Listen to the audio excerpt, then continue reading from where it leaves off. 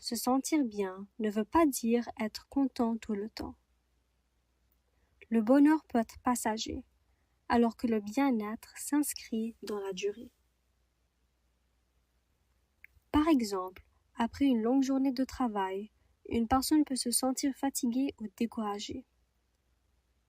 Mais elle sait qu'elle a encore des repères, sa famille, son foyer, ou simplement la possibilité de dormir en sécurité.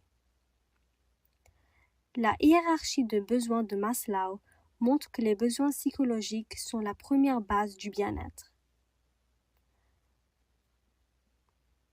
Ces besoins incluent la nourriture, un abri, le sommeil et la chaleur. Auberge Madeleine accompagne des femmes qui ont vécu de la violence conjugale et qui sont sans abri ou à risque de le devenir.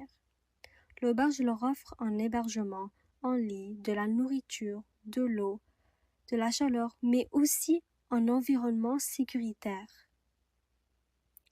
Dans notre interview, Camille, une intervenante à l'auberge depuis 3 ans, explique que ces services ont un effet concret sur le quotidien des femmes. Je crois qu'en leur offrant une stabilité, même si c'est seulement 6 semaines, ça leur permet de se reposer. Ils ont des chambres individuelles aussi, donc c'est ça. Elles peuvent dormir mieux. Souvent, on entend que les femmes ils ont de la difficulté avec leur sommeil, mais quand ils viennent à l'auberge Madeleine, ils réussissent à avoir un meilleur sommeil. Fait que ça joue beaucoup sur la santé mentale, puis on est là pour leur offrir des temps d'écoute, les épauler. Donc, on fait du mieux qu'on peut pour les soutenir dans leur démarche. Ces activités peuvent sembler simples, mais elles sont importantes. Elles redonnent un sentiment de normalité, de calme et de sécurité. C'est ici que le droit devient aussi un outil de protection.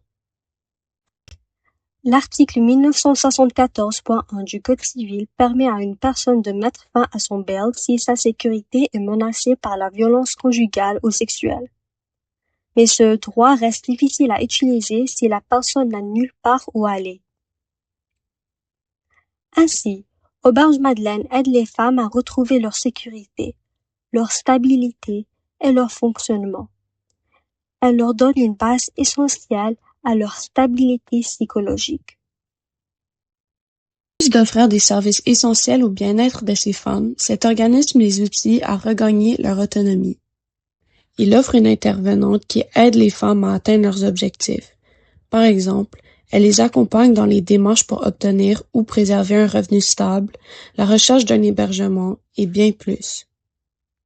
Il offre aussi plusieurs services de santé différents pour assurer que les femmes partent de l'hébergement dans les meilleures conditions possibles.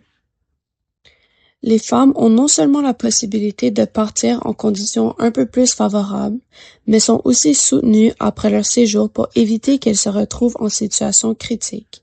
C'est juste se remettre sur le droit chemin, ou pas une question de droit chemin, mais des fois c'est un moment plus difficile, ils ont besoin d'un hébergement, quand ils partent d'ici, ils se retrouvent, c'est ça, un autre logement. Fait que je crois qu'on les aide à long terme. En effet, au niveau personnel, cet organisme permet à ces femmes de regagner leur dignité du travail et du bien-être personnel.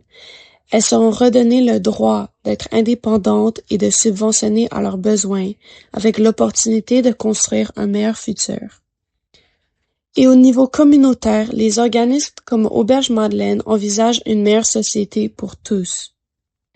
Dans un système où environ 50% des femmes en situation d'itinérance sont mères, cet organisme promouvoit aussi un avenir meilleur pour notre future génération.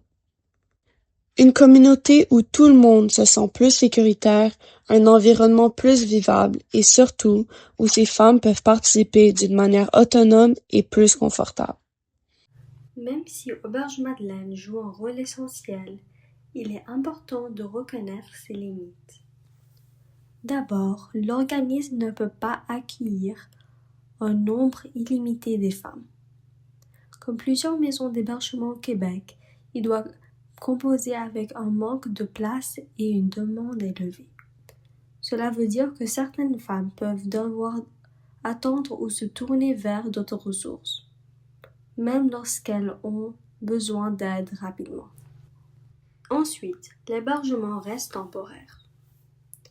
Auberge Madeleine peut offrir un espace sécuritaire, du repos, du soutien et un accompagnement, mais ce n'est pas une solution permanente au problème du logement.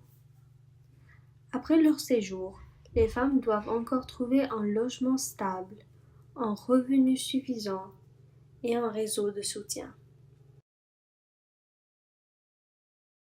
Une autre limite importante est le financement.